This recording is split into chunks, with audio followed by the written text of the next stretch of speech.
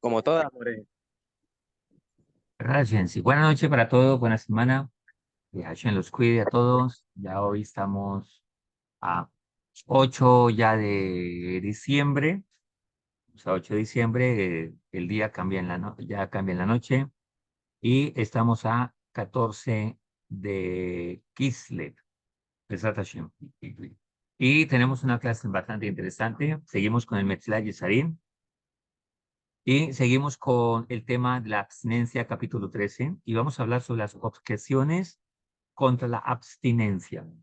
Ahora, recordemos que el tema no ha terminado y hoy vamos a ver un punto más, y después vamos a ver la abstinencia positiva y vamos a seguir. Y hoy vamos a ver un punto de vista bastante interesante que después en otras clases se va a aclarar para mantener un equilibrio en cuanto a lo que es la abstinencia. Dijimos y recordamos en la clase anterior que la abstinencia es la etapa inicial de la Hasidut, o sea, de ser piadoso. Y dijimos que es hacer un poco de más para obtener eh, un beneficio. Y, por ejemplo, un caso o un ejemplo muy práctico y, digamos, muy simple pero fuerte, una persona que tenga problemas con el alcoholismo, por ejemplo. Entonces se va a abstener de cerveza o de alcohol un poco al extremo para poder alcanzar un equilibrio, ¿sí? En la vida, y así sucesivamente. Ok, vamos a ver sobre las objeciones contra la abstinencia. Podrías preguntar, dice el Rajal, ¿por qué debemos nosotros agregar prohibiciones adicionales? Los sabios talmúdicos mismos dijeron, no te basta con las prohibiciones que la Torá misma te decretó, sino que todavía quieres prohibirte más cosas, otras cosas. Ya le preguntan, alguien va a preguntar al sabio, alaba Shalom, Eliashib, que dice, deberíamos ser un poco más estrictos. Y sobre algo le estaba preguntando y él dijo, ¿quieres más? Bastante nos prohíbe la Torá y la Halajá. ¿Quieres abstenerte más todavía? Bueno, tomando este punto, lo que los dicen, el Talmud Yerushalmi, Narín 9:1, dice, ahí está esta frase de los sabios.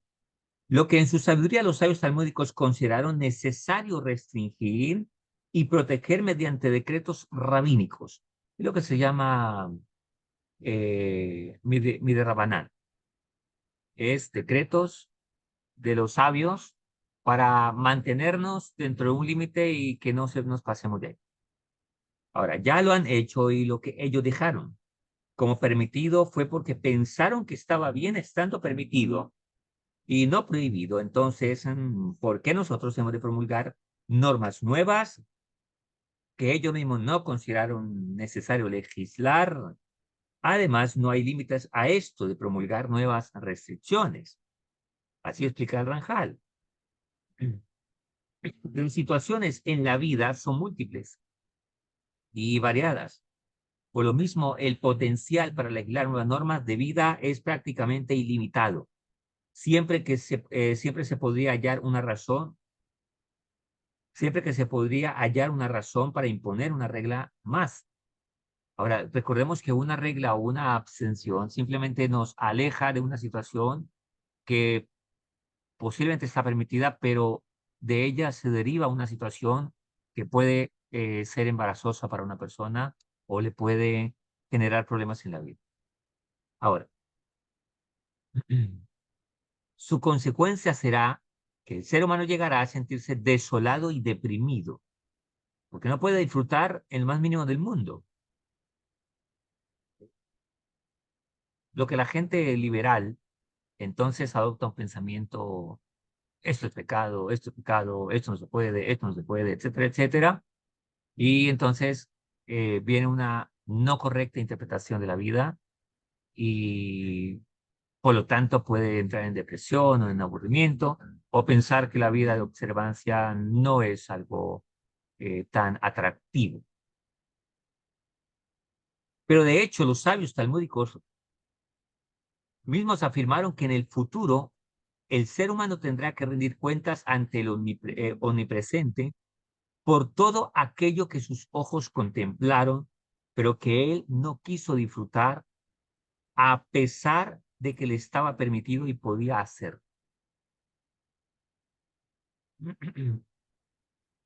Eso está también en el Talmud Yerushalmi, Kedushin 4:12. De hecho, los sabios dicen que todo lo que es para el disfrute y no lo disfrutamos es pecado. Todo lo que está permitido. Y para eso se apoyaron en lo que dice el Pusik, de lo que mis ojos pidieron, yo no me abstuve. Eso está en Coeleto 10. Ahí el Pusik dice, el versículo completo es, de lo que mis ojos pidieron, yo no me abstuve. No retuve mi corazón de cualquier alegría, pues de hecho mi corazón se alegró de todo mi esfuerzo. Y eso fue la porción que obtuve de todo mi esfuerzo. Ahora, ¿hay una necesidad de una vida de abstinencia? Explica el Ranjal y dice, la respuesta a eso es que la abstinencia de lo permitido es ciertamente necesaria e incluso obligatoria para el ser humano. Los sabios talmúdicos nos exhortaron a ella cuando explicaron el versículo que dice, santos serán. Santos en hebreo es kedoshim o kedoshi. Serán. Está en Baikra 19:2. La frase completa o el push completo es, santos serán porque yo, el eterno, Elohim, de ustedes, soy santo. O sea, soy Kadosh. De ahí viene ese hermoso apellido santo. Ahora, en el sentido de deberán separarse de lo mundano. Y aquí van a escuchar una palabra, seguro lo han escuchado en otro contexto, y es la palabra perushim, que perushim significa fariseo. En otro contexto, tal vez muy antisemita o muy antijudío, pero la palabra perushim significa separado, alguien que se separa para algo bueno, se consagra, se separa. Significa perushim, en hebreo viene la palabra perush, separar o consagrar también. Y en español se conoce como fariseo. Ahora, eso está en el Sifra Kedoshim 1:1. En hebreo la raíz de kadosh, que usualmente se traduce como santificar o consagrar, de hecho significa trascender. Trascender lo mundano, separarse de lo material. Y en ese sentido es sinónimo de la raíz perush, que significa separar, perushin, o separados en plural, ¿no?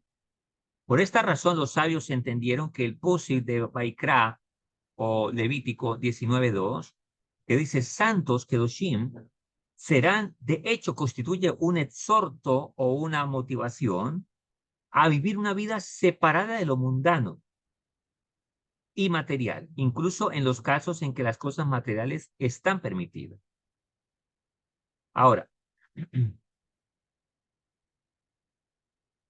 los sabios aprendieron o también dijeron, todo aquel que voluntariamente ayuna es llamado santo. ¿De dónde lo aprenden? Del Nazir. El Nazir era una persona que hacía un voto para Hakadosh Baruj Hu, o un nazareno, se llama, ¿no? Eh, Dicen que el que ayunaba era santo, Kadosh. Y esto lo deducen a fortiori del caso del Nazir. Ahora, pero en el caso del Nazir hay dos discusiones en el Talmud. En el Tratado de Ta'ani 11a, ahí discuten Rabí Elazar con Rabí Shmuel. Y Rabí Elazar toma el Pusi de Bamidbar o números 6:5 y lo llama Santo Kadosh. Y Rabí Elazar dice que si el Nazir se abstenía únicamente de vino y ya le llamaba santo, imagínate que se abstenga de otras cosas más. Sin embargo, Rabbi Shmuel dice lo contrario, que el Nazir, basado en Bamidbar 6:11, parece indicar o considerarlo un pecador, Joté, un pecador.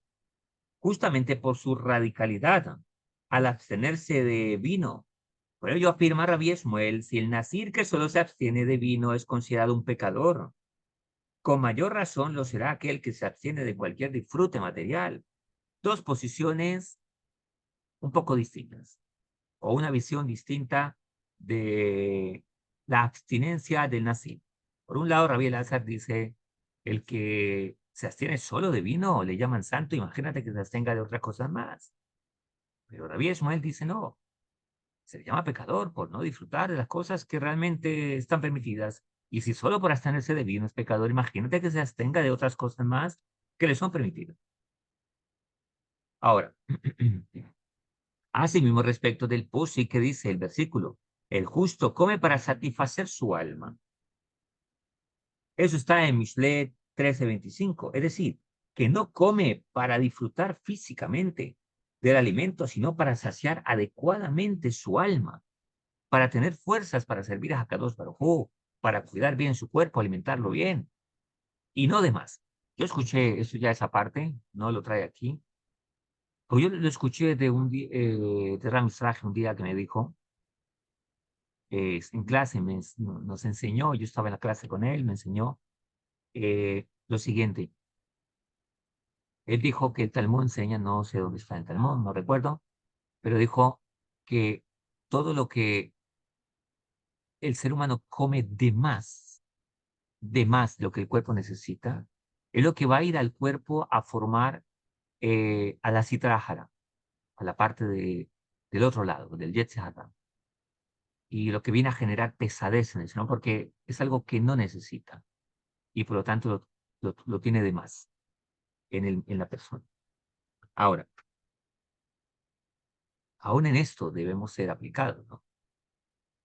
Eh, y comer lo que necesitamos, aunque a veces hay momentos en que Akadosh Baruj Hu nos permite, un Shabbat, por ejemplo, en una fiesta, y la intención debe ser elevar eso material a la santidad. Se cuenta de Baba Sali, el gran Sadí Alaba Shalom, que un día su señora esposa, la Rabaní Alaba Shalom, le sirvió su comida favorita, y cuando la iba a comer se detuvo. Cuando se sentó se detuvo. La esposa le preguntó, la Rabaní, le preguntó qué pasaba si era su plato favorito. Y Baba Sali dijo, no tengo buena cabana para comerlo, por lo tanto ya no es apto para mí. Cabana significa intención. Por supuesto que aquí estamos hablando de niveles de mucha grandeza espiritual, de mucha conciencia espiritual.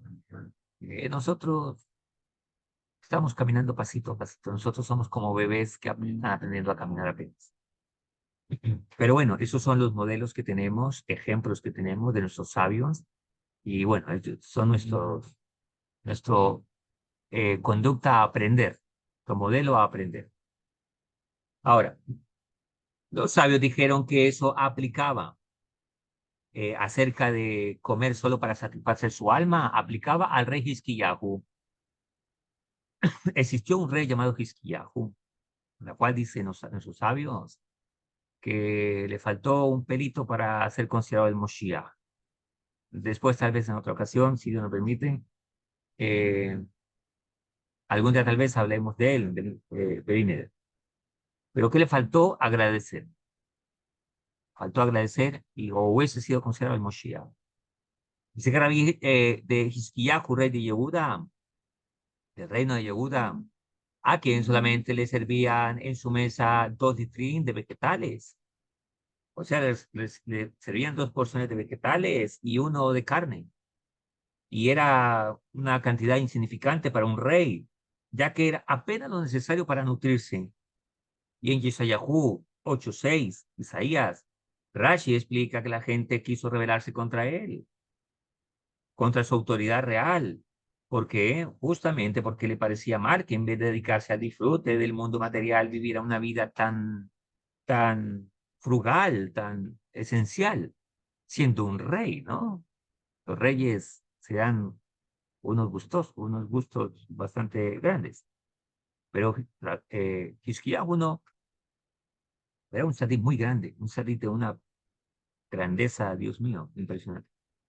Ahora, también nos cuenta acerca de Rabbeinu Hakadosh. Rabbeinu Hakadosh, Rabbi Yehudá Hanasí. Nasí significa el príncipe. Era el líder de todo el pueblo de Israel. Era un hombre multimillonario, un sabio multimillonario en sabiduría y multimillonario en cosas materiales también. Y los sabios dijeron que a la hora de morir o fallecer, partir de este mundo, levantó los 10 dedos de sus manos y declaró: sabido y revelado es delante de ti, Hakadosh Baruj Hu, que no disfruté de este mundo ni siquiera con mi dedo pequeño. Está en Ketubot 104a en el Talmud. Ahí el Talmud relata que al levantar los 10 dedos, quería decir que en vez de disfrutar de este mundo, se dedicó al estudio de la toira y sus manos, sus dedos, los utilizó para el estudio de nuestra Sagrada Toira. Esos ejemplos que tenemos son grandes. Grandes ejemplos. Dice en esos, hay un dicho que dice que cada nación, la grandeza de cada nación se conoce por los maestros y sabios que tiene.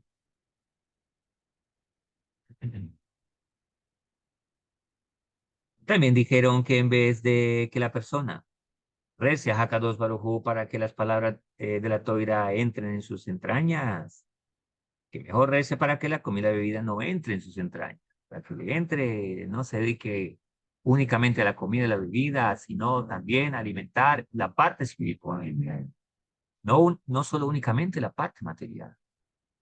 Toda la pesadez que se tiene para lo espiritual es por el hecho de alimentar tanto lo físico. Alimentar lo demás vuelve una carga muy pesada.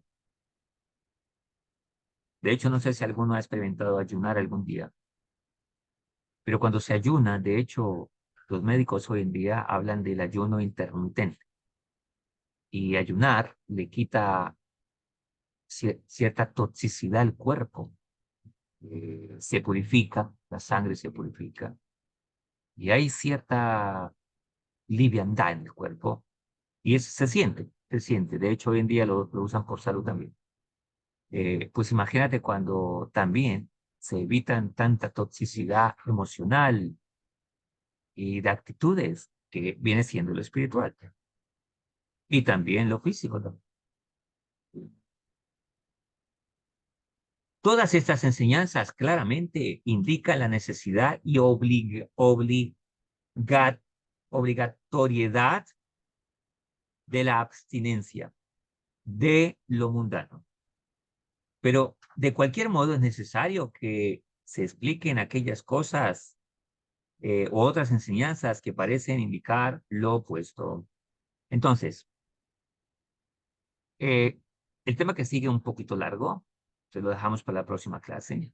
En conclusión, en conclusión, debe existir un limitante, una medida de abstinencia. Los ejemplos que nos da aquí son de nuestros sabios, grandes y monumentales, pero debemos seguir lo que nos enseñaron. Cada quien sabe la lucha que tiene y en qué la tiene, y en qué debe ponerse límite. Debemos ponernos límites y abstinencias si algo me está controlando y me está llevando de más y me está haciendo perder ciertos asuntos o ciertas actitudes o cierta comunicación, por ejemplo, le está sacando a la persona de este mundo o de su familia, entonces debe ponerle. Por ejemplo, hoy en día tenemos un asunto con un aparatico pequeño, muy importante para la vida, necesario, pero que para muchos se convierte en una adicción impresionante, porque es fácil, es fácil. Estamos en la era de la comunicación, estar enterado de todo. Hoy en día podemos saber qué pasa al otro lado del mundo a un clic. Y si no y si ellos no lo comunican, va a haber mucha gente que lo va a querer comunicar y queremos saber. Hoy en día, de hecho, los presidentes despachan más por Twitter que por otras cosas, ¿sí? Twitter es el como que se entera uno de qué pasa, aunque yo no tengo Twitter, pero todo el mundo dijo alguien importante para una nación dijo algo y todo el mundo lo está sabiendo en menos de nada. Entonces, aunque hoy en día hacemos casi la mayor parte por ahí, transacciones, comunicaciones, de hecho, muchos se trabaja por estos aparatos. Sin embargo, también tenemos que tener un límite y saber, porque es fácil quedarse ahí, de repente se fue, puede pasar, ¿no? A veces estamos viendo algo y de repente nos distraemos demasiado. O otras cosas, eso es solo para hablar de un ejemplo. Eh, que no me esté quitando eh, o me esté haciendo perder algo. Muchos toman la iniciativa tal vez de destruir algo o apartarse completamente. eh, Debemos tener una medida equilibrada. Realmente las cosas no son malas. Lo que es malo no son las cosas. Es mi actitud, es mi contenido, es mi orden interno, lo que yo tengo que tener, ¿sí? Para poder saber que todas las cosas las pueda utilizar y que no que ellas me utilicen a mí. Ese es el punto importante. Besat Hashem, Besat Ismaya, dentro de 8 días veremos la abstinencia positiva. Es un poquito más largo y vamos a mirar y a seguir desenglosando este tema muy interesante en la vida de uno. Vamos a hablar sobre el carácter individual de la abstinencia, bueno, etcétera, etcétera. Confiando en Dios, ese Shur se refuash Lema, nuestro querido amigo Willy, y todo, eh, y todas las personas que teman a Dios, todo Am Israel y todos los que pertenecen a las comunidades, a los grupos, que estudian Torah, que sirven a Hakadosh Baruj Hu, que temen a Dios, aquellas personas que son no ágidas, que sirven a Hakadosh Baruj Hu también, que tengan refuerzo y demás, que este shiur sea meritorio para ello, Besat Hashem, confiando en Dios, y también para que todos nuestros pedidos y ruegos sean contestados, Besat Hashem, Hakadosh Baruj Hu nos guarde de todo mal y peligro, seamos felices siempre, una conciencia puesta en Hakadosh Baruj Hu siempre, y sigamos adelante, Besat Hashem. Odu, la dona Quito, Granjas Doy. Buenas noches, que tenga muy buena semana y hasta que nuestra clase. Gracias por haber venido y por escuchar la clase.